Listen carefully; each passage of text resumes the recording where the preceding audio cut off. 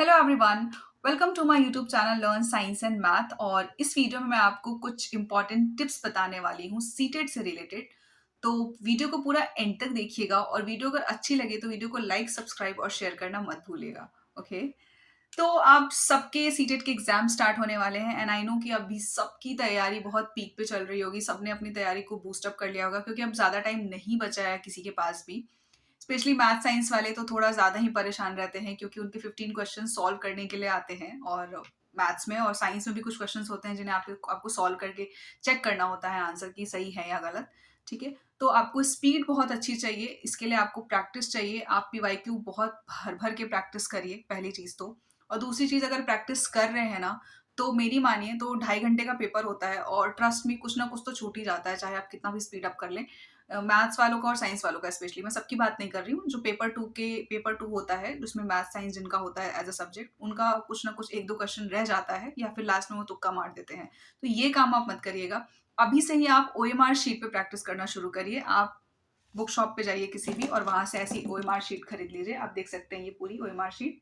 ठीक है, आप ये खरीद के ले आइए, कम से कम 10 से 20 ले आइए। अभी भी बहुत टाइम है आपके पास। ये देखिए मैंने कितने सारे लिए हैं।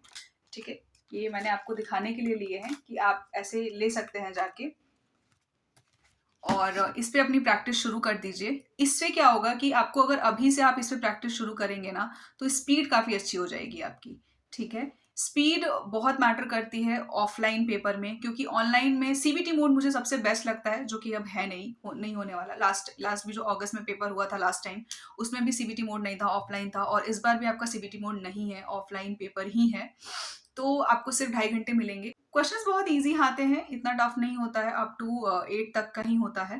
बट फिर भी आप अगर ओएमआर शीट पे प्रैक्टिस करके जा रहे हैं तो आपकी स्पीड बहुत अच्छी रहेगी। और ट्रस्ट मी, आपका 2.5 घंटे से 10 मिनट पहले पेपर हो जाएगा। ठीक है, तो प्रैक्टिस अपनी ओएमआर शीट पे ही करिएगा, चाहे वो पेपर 1 वाले हो चाहे वो पेपर 2 वाले हो।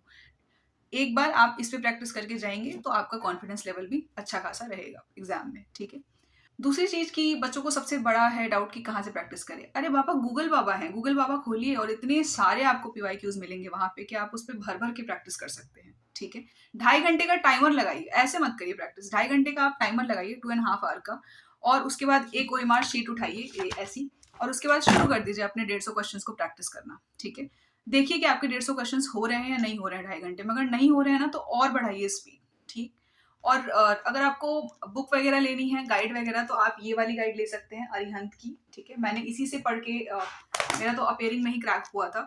तो आप ये वाली गाइड ले लीजिए, या फिर यूथ कंपटीशन टाइम्स की आती है और आर गुप्ता की भी आती है गाइड, वो भी सही है प्रैक्टिस के लिए। इसमें पेडागोजी पेपर 2 का है ये। ठीक है, ये देखिए आप ध्यान से, ये पेपर 2 का है। पेपर 2 की बात कर रही हूँ मैं। पेपर 1 के लिए भी मिलता है R Gupta, Youth Competition Times, और पेपर 2 के लिए भी है। तो आप कुछ कोई भी ले सकते हैं, उसमें आपका पूरा पेडागोजी, मैथमेटिक्स और साइंस, इंग्लिश, हिंदी सब होगा। सिर्फ पढ़ने से कुछ नहीं होने वाला है, आपको करना भी पड़ेगा। 2.5 घंटे में चेक करना है कि आपसे 150 क्वेश्चंस बन रहे हैं या नहीं बन रहे हैं।